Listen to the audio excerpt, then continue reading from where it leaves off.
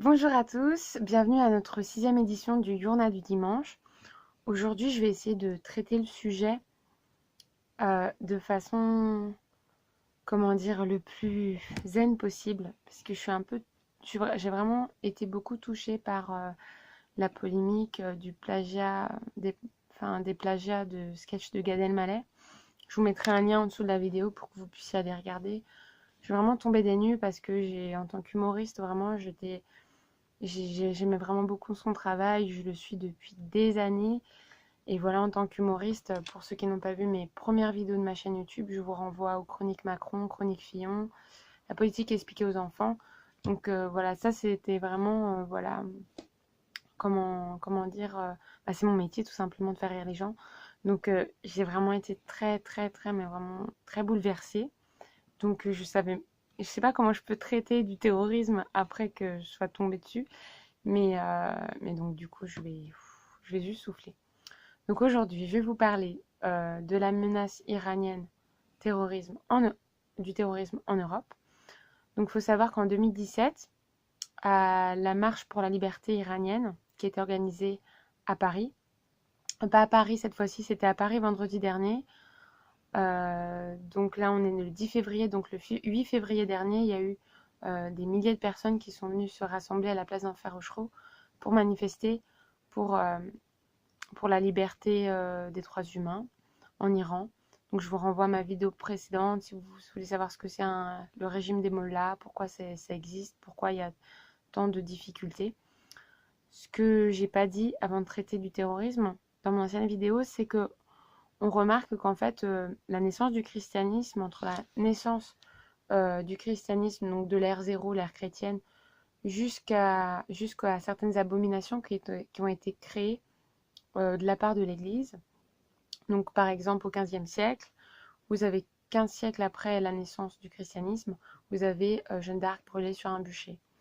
Et en fait, on sait que la naissance de l'islam, c'est 6 siècles après celle de, du christianisme. On parle je crois que le prophète Mohammed est né en 632 à Égir, ou qu'il s'est passé quelque chose pendant cette date-là, donc c'est 6 siècles après.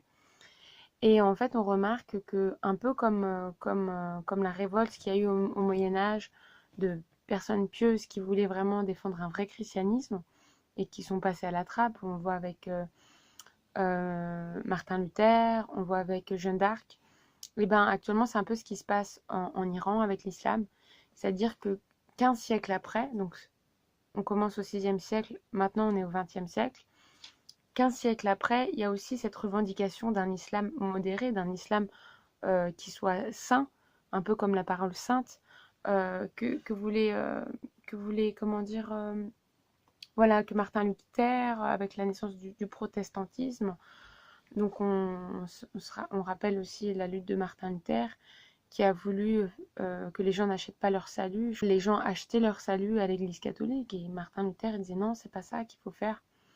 Voilà, il en a payé aussi du prix de sa vie.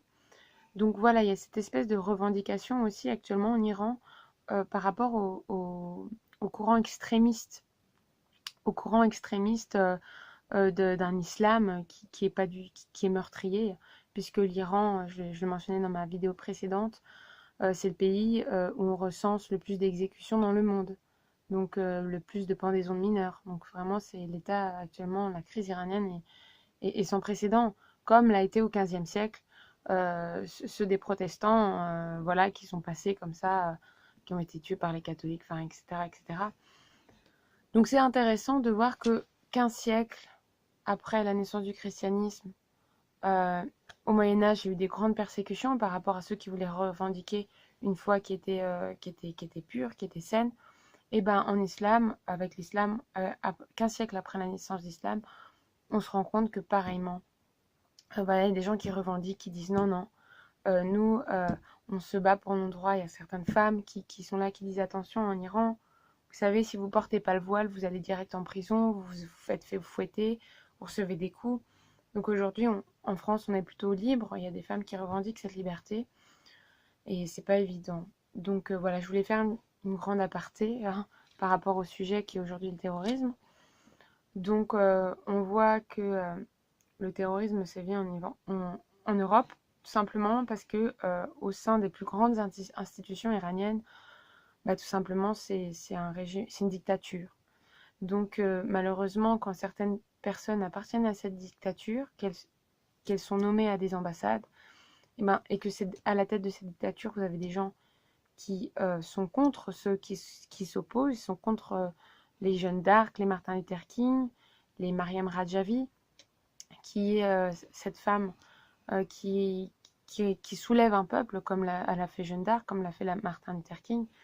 Elle a vraiment, aujourd'hui, si on pouvait transposer ça à notre époque, elle a vraiment cette aura-là, puisqu'elle elle a une capacité de rassemblement qui est incroyable.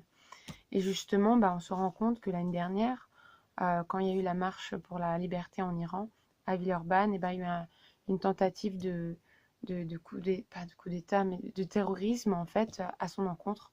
Donc je ne crois pas qu'elle ait été présente lors de la manifestation du 8 février dernier, place d'Enfer Rochereau. Aussi, en 2003, en Italie, on se rend compte que c'était un, pareillement une personne haut gradée, en fait, en Iran, quelque chose comme un député ou quelqu'un qui avait vraiment des fonctions importantes, voilà, qui a tué un journaliste italien en 2003. Donc on se rend compte que vraiment les personnes qui sont au sein même de l'ambassade en France, l'année dernière, pour la tentative de terrorisme, et ben en fait c'était des personnes qui travaillaient à l'ambassade. Donc en fait les ambassades sont des nids pour les vipères, tout simplement. Donc le fait est qu'on trouve encore du terrorisme en Europe, c'est parce qu'on ne ferme pas ces ambassades. Et pourquoi on ne ferme pas ces ambassades? Tout simplement parce que c'est une affaire de business. En Europe, il n'y a pas de pétrole. Il y en a en Iran, il y en a partout ailleurs au Moyen-Orient, mais il n'y en a pas en Europe. Donc ça fait que souvent dans ce que j'entends, dans les conférences sur le terrorisme où je suis allée récemment, c'est qu'en gros c'est une histoire de business. C'est qu'on trouvera toujours un moyen de s'arranger, voilà, pour malheureusement ne pas faire ce qui est nécessaire. Et c'est bien dommageable, malheureusement.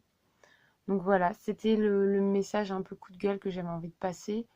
Euh, donc c'est très dommage que voilà, on fasse passer des intérêts pécuniaires au lieu de faire passer la vie avant. Donc, euh, donc voilà, c'est très triste, mais bon, c'est comme ça. Je pense que quand il y aura des gens un peu moins gourmands d'argent, et ben on arrivera peut-être à s'en sortir. Qui sait? Voilà, c'était tout simplement voilà une vidéo un peu à chaud ce soir. Je voulais la faire en anglais, mais j'étais tellement un peu triste, enfin vraiment très triste même par rapport à ce que j'ai entendu sur Gad Elmaleh et sur un autre humoriste qui s'appelle Bentala.